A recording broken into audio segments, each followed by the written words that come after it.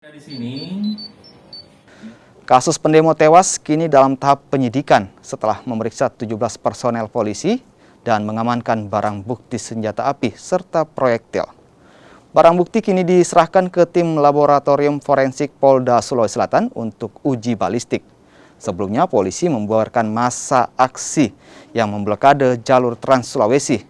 Dari aksi itu, satu orang pendemo tewas dengan luka tembak dan kepolisian daerah Sulawesi Tengah membentuk tim untuk menyelidiki kasus tersebut.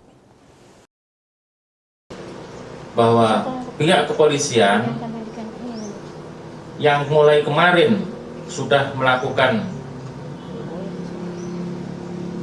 penyelidikan, jadi sekarang tim forensik sudah melakukan pengambilan sampel dari 20 pucuk senjata api, ya.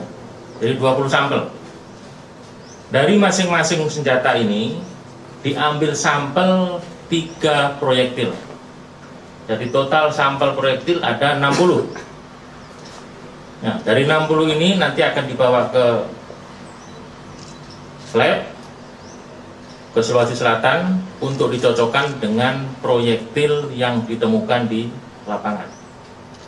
Nah, ini perkembangan terkait dengan